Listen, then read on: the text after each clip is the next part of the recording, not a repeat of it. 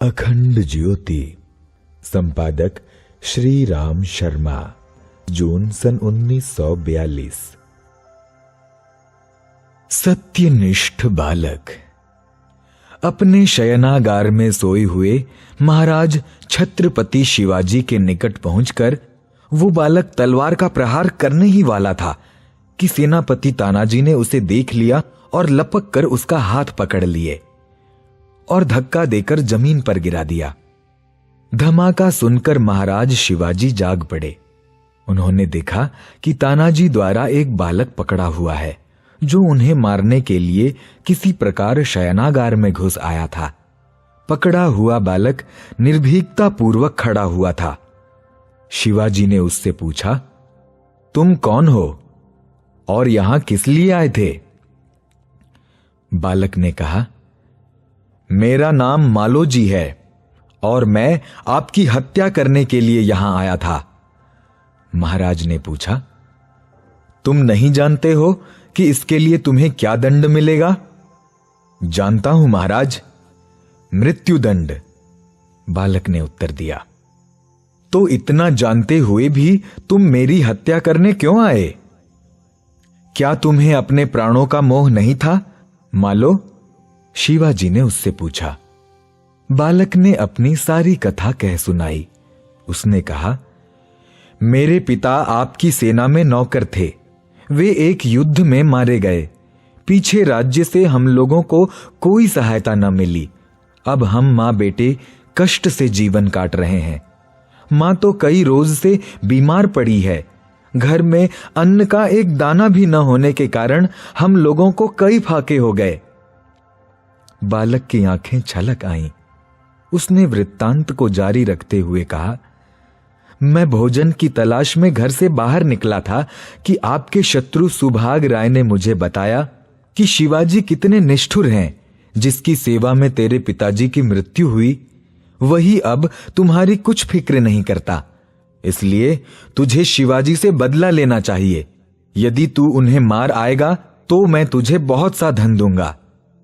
ये बात मुझे उचित प्रतीत हुई और आपकी हत्या के लिए मैं चला आया। तानाजी ने कहा, दुष्ट, तेरे कुकृत्य से महाराष्ट्र का दीपक बुझ गया होता। अब तू मरने के लिए तैयार हो जा। तैयार हूं। मृत्यु से मैं बिल्कुल नहीं डरता, पर एक बात चाहता हूं कि मृत्यु शैया पर पड़ी हुई माता के चरण स्पर्श करने की एक बार आज्ञा मिल जाए। माता के दर्शन करके सवेरे ही वापस लौट आऊंगा। बालक ने उत्तर दिया। शिवाजी ने कहा, यदि तुम भाग जाओ और वापस न आओ तो? बालक ने गंभीरतापूर्वक उत्तर दिया, मैं क्षत्रिय पुत्र हूं, वचन से नहीं लौटूंगा।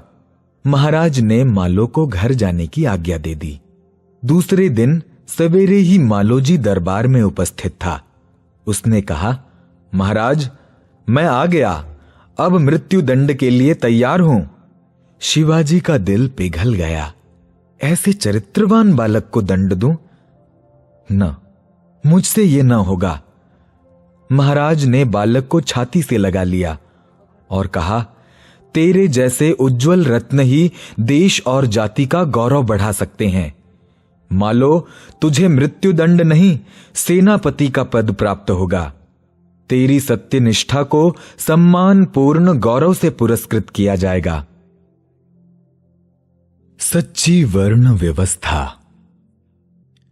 आध्यात्मिक रुचि के अनुसार विभाजन। धर्म शास्त्रों में अलग अलग तरह के लोगों के लिए अलग अलग तरह की शिक्षाएं दी गई हैं। कहीं नरकों के कठोर चित्रण, 84 लाख योनियों में पड़ने का कष्ट, ईश्वरीय दंड आदि का भय दिखलाया गया है। कहीं ईश्वर की कृपा से धन, संतान, ऐश्वर्य, सुख, स्वर्ग, मोक्ष आदि मिलने का प्रलोभन है और कहीं आत्मा के सच्चिदानंद स्वरूप में आत्मा रमण करने का, समाधि आनंद एवं परम पद प्राप्त करने का तत्व ज्ञान है। लोग समझते हैं कि शास्त्र में यह परस्पर विरोधी अनेक तरह के उपदेश हैं, परंतु विचार पूर्वक देखने से इस अनेकता में एकता छिपी हुई दिखती है। अधिकारी भेद के कारण अलग अलग धर्मोपदेश किए जाते हैं। पशुओं को केवल दंड द्वारा ही काम में लगाया जा सकता है। लाठी लेकर ही कोई भेड़ों के झुंड को इधर से उधर हाँक सकता है। उन्हें प्रेम पूर्वक समझाया जाए कि आप लोग कृपा करके सीधी सड़क पर चलिए, शायद भेड़ें उसका कुछ अर्थ न समझ सकेंगी और न उसके अनुसार आचरण करेंगी। मनुष्यों में बहुत से इसी पशु संज्ञा के हैं जो केवल नियंत्रण और बल प्रयोग द्वारा ही सत्मार्ग पर चलाए जा सकते हैं। चोर, डाकू, गुंडे, आतताई बिना दंड और भय के सीधे रास्ते पर चले जाएंगे, ऐसी आशा नहीं की जा सकती। मध्यम श्रेणी के लोगों को उनका हित अहित समझाकर प्रेम द्वारा उनसे हृदय स्पर्श करके ऊंच नीच का मर्म बताकर ठीक रास्ते पर लाया जा सकता है। उन्हें यदि भय या दंड दिया जाएगा तो वे विरोधी हो जाएंगे एवं सुधरने के बजाय और बिगड़ेंगे। उनके लिए तो प्रेम ही अस्त्र है। पारिवारिक झगड़ों को दंड से नहीं, प्रेम से सुलझाया जा सकता है। जो विचारक हैं, उच्च मनोभूमि के हैं, जिनकी आत्मा प्रबुद्ध है, उनके लिए संकेत भी पर्याप्त हैं। एक इशारे से वे अपनी भूल समझ सकते हैं और बिना एक पल का विलंब लगाए सावधान हो सकते हैं। वस्तुतः सत्य एक ही है, पर अधिकारी भेद से उसका तीन तीन तरह उपयोग होता है। इसलिए सत्य, प्रेम और न्याय के तीन नामों से उसे संबोधन करना पड़ता है। देखना चाहिए कि कौन विद्यार्थी किस कक्षा में पढ़ता है, उसके साथ वैसा ही व्यवहार करना चाहिए। बाल कक्षाओं के छोटे छोटे बालक अध्यापक के डर से सब काम करते हैं।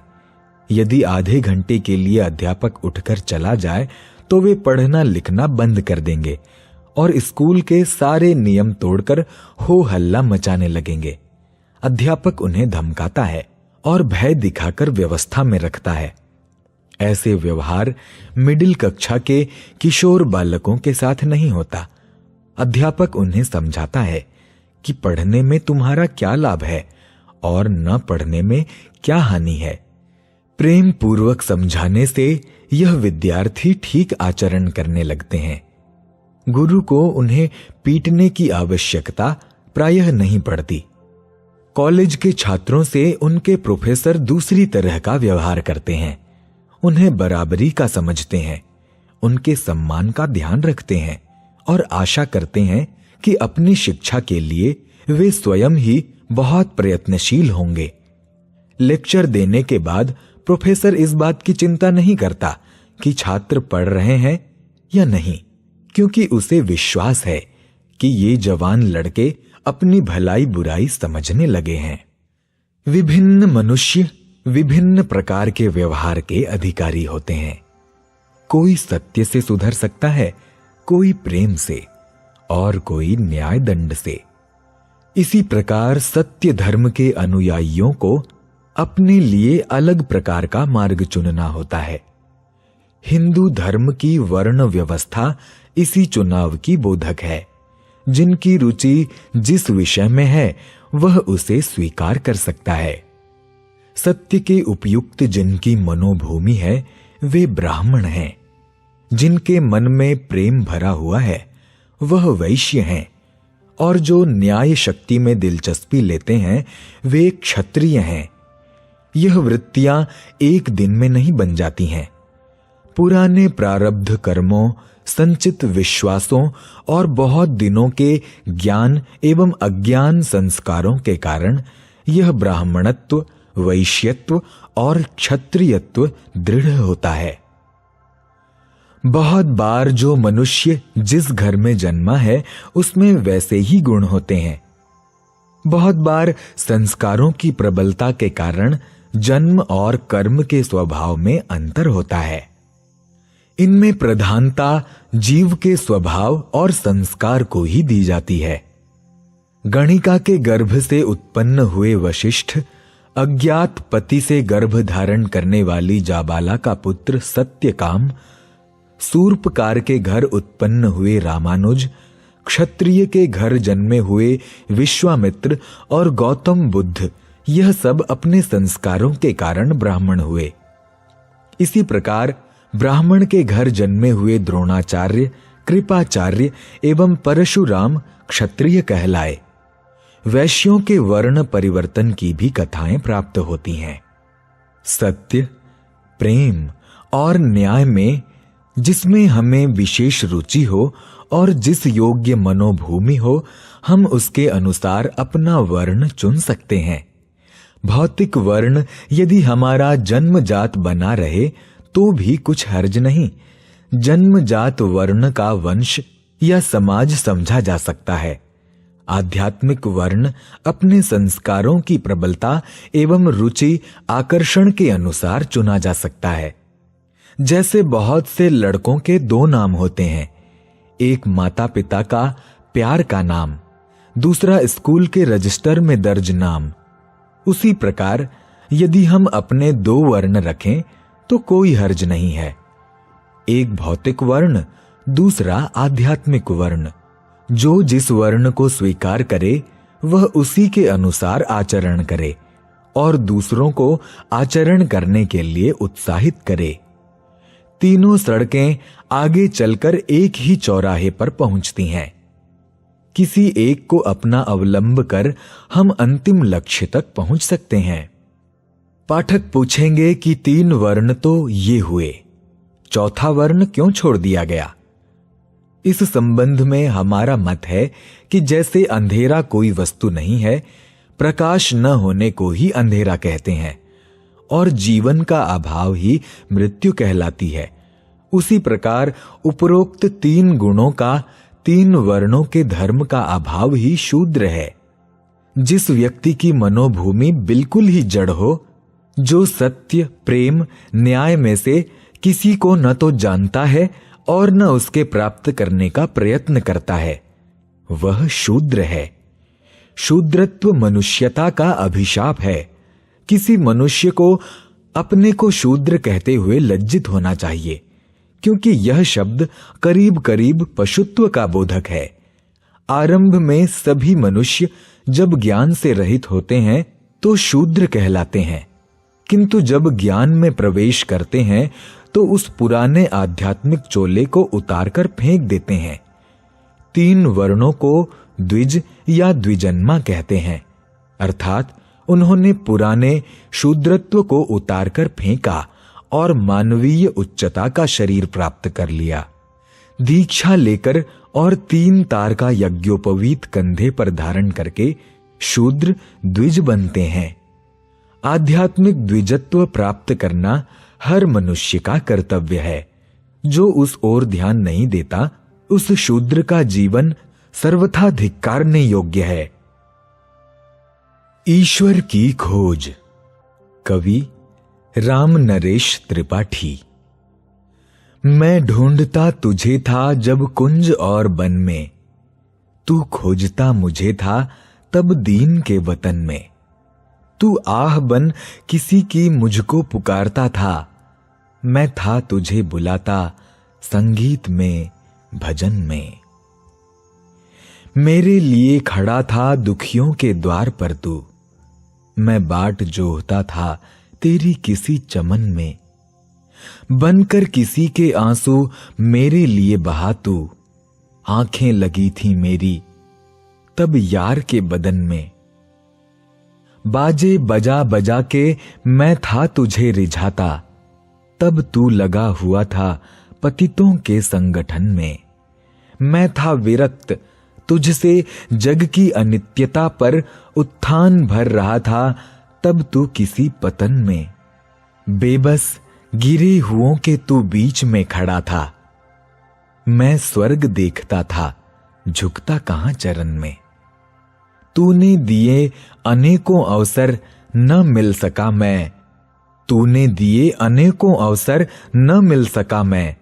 तू कर्म में मगन था, मैं व्यस्त था कथन में। हरिचंद और ध्रुव ने कुछ और ही बताया, हरिचंद और ध्रुव ने कुछ और ही बताया। मैं तो समझ रहा था तेरा प्रताप घन में, मैं तो समझ रहा था तेरा प्रताप घन में।